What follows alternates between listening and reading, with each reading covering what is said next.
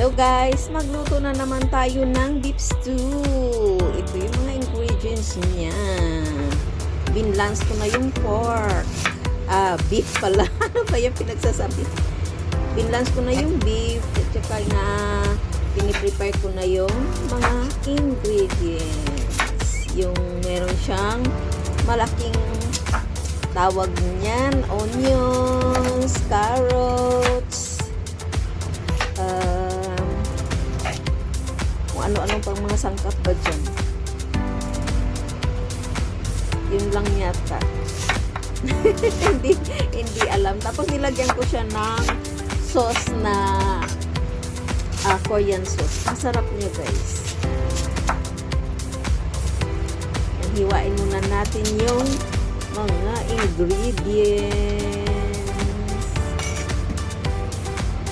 Ang lalaki ng sibuyas, pero hindi na yan makikita after ng maluto na guys.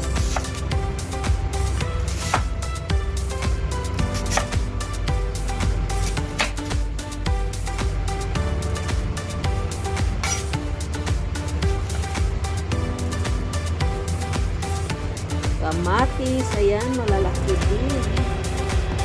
3 kamatis na malalaki ang hinalo ko. Kaya lang nakalimutan kong alisan ng skin. Hiniwa ako na diretso. Buti na lang, hindi nagreklamo ang amo. Kasi hindi na rin makikita dahil napaka-lambot na ng tomato.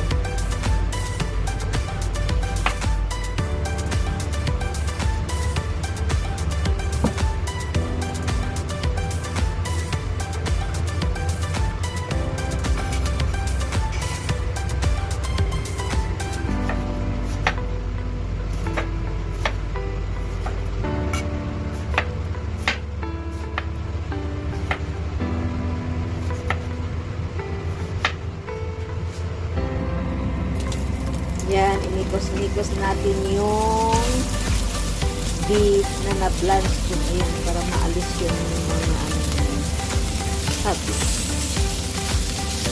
Inikos-nikos natin. Lagyan natin ng luya.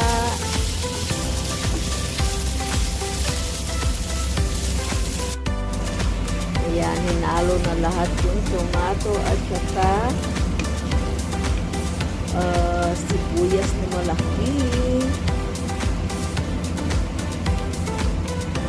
Dinagdagan ko pala siya ng ketchup guys para gumanda yung kulay niya. Ayan. At saka may dark soy sauce.